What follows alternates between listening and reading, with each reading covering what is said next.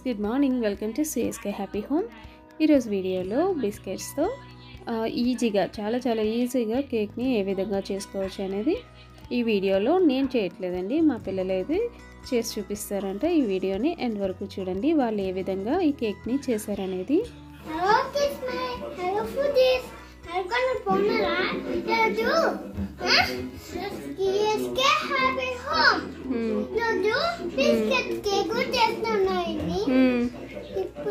A biscuit తోండి? This biscuit? Yes. Okay. What is this? Oil. And this? Milk. And this? Tea powder. Eno packet. Eno packet. And one mixie jar. This is mixie jar. Let's start them. Okay. ఇక ఈ cake కోసం అయితే మేము Unibic cookies ఉంటాయి కదా, వాటిని తీసుకున్నాం అనమాట. ఇవేంటంటే ఇవి చాలా రోజుల నుండి ఇంట్లో ఉండిపోయాయి, వీళ్ళకైతే నచ్చట్లేదనమాట ఈ విధంగా బిస్కెట్స్లా తినటం, కనుక కేక్ చేసుకొని తింటారంట. ఇప్పుడు ఏం చేయాలి దాన్ని?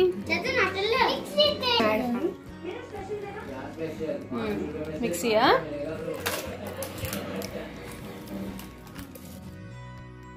మనం తీసుకున్న బిస్కెట్స్ అన్నింటినీ కూడా ఈ మిక్సీ జార్లో వేసుకొని ఈ విధంగా పౌడర్లా చేసేసుకోవాలి. ఈ విధంగా పౌడర్లా చేసుకున్న తర్వాత దీన్ని ఒక బౌల్లోకి తీసేసుకోవాలన్నమాట. నేనైతే ఇక్కడ 2 ప్యాకెట్స్ని యూస్ చేస్తున్నాను. అంటే ఒక ప్యాకెట్లో 10 బిస్కెట్స్ ఉంటాయి కదా, అలా ఒక 20 బిస్కెట్స్ని అయితే ఇక్కడ తీసుకున్నాం అనమాట. దీనికి ఏంటంటే ఒక 2 టేబుల్ స్పూన్స్ వరకు ఆయిల్ని యాడ్ చేసుకోవాలి. నార్మల్ కుకింగ్ ఆయిల్ ఉంటుంది కదా, ఆయిల్ని వేసుకుంటే సరిపోతుంది. అలాగే ఒక హాఫ్ గ్లాస్ మిల్క్ని వేసుకోవాలన్నమాట. ఒక 50 ml మిల్క్ అయితే సరిపోతాయి. అంటే ఇక్కడ ఈ బిస్కెట్ పౌడర్ ఉంది కదా, దీనిలో కలిపేటప్పుడు మనకి కేక్ మిక్చర్ ఉంటుంది కదా, ఆ విధంగా రావాలన్నమాట. కేక్ బ్యాటర్ కన్సిస్టెన్సీ వస్తే సరిపోతుంది, కనుక పలుచగా కలుపుకోవాలన్నమాట ఈ పాలు పోసుకొని. అలాగే దీనిలో మనం యూస్ చేస్తున్న ఇంకొక మెయిన్ ఇంగ్రీడియంట్ ఏంటంటే ఈనో పౌడర్ అన్నమాట. ఈనో పౌడర్ చిన్న ప్యాకెట్ తీసుకున్నాను, ఇది 8 రూపీస్ అలా ఉంటుంది. దానిలో హాఫ్ పౌడర్ని అయితే ఇందులో మిక్స్ చేస్తున్నాము. ఈ విధంగా ఈనో పౌడర్ కూడా వేసుకున్న తర్వాత మరొకసారి అంతా బాగా కలుపుకోవాలి. చూస్తున్నారు కదా, ఈ బ్యాటర్ అయితే ఈ విధంగా ఉంటుంది థిక్గా. ఈ విధంగా థిక్ బ్యాటర్లా అయిన తర్వాత కేక్ మౌల్డ్ ఉంటుంది కదా, ఆ మౌల్డ్కి అయితే ఆయిల్ అలాగే మైదా పౌడర్ వేసుకొని బాగా కోటింగ్ చేసుకోవాలన్నమాట. ఈ కోటింగ్ చేసుకున్న తర్వాత ముందుగా కలిపి ఉంచుకున్న మిక్చర్ని ఈ విధంగా కేక్ మౌల్డ్లో వేసుకుని ట్యాప్ చేసుకోవాలి, బబుల్స్ అవి లేకుండా.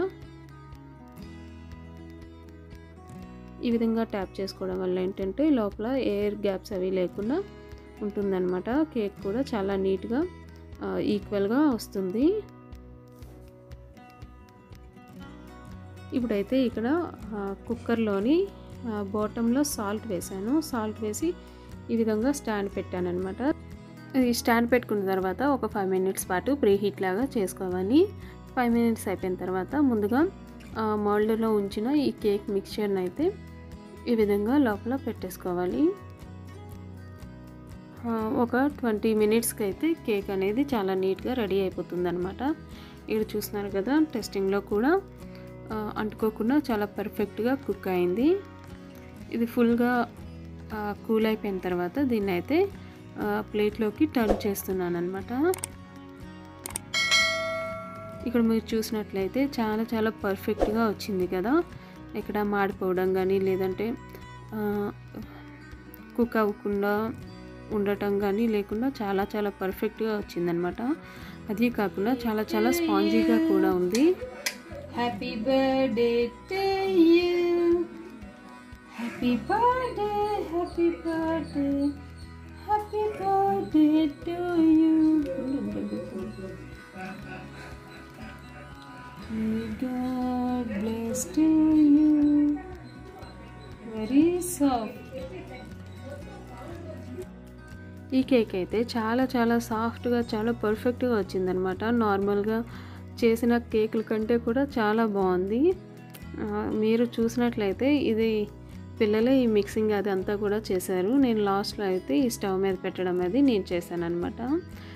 ఇక్కడ చూస్తున్నట్లయితే పిల్లలు కూడా చాలా పర్ఫెక్ట్గా ఈ విధంగా బిస్కెట్ కేక్స్ అనేవి చేసుకొని ఎంజాయ్ చేయొచ్చు. అంత బాగుందన్నమాట. చూస్తున్నారు కదా ఇక్కడ. ఇక ఈ వీడియో కనుక మీకు నచ్చితే తప్పకుండా లైక్ చేయండి, అలాగే సబ్స్క్రైబ్ చేయడం మాత్రం మర్చిపోవద్దు. Thank you so much for watching.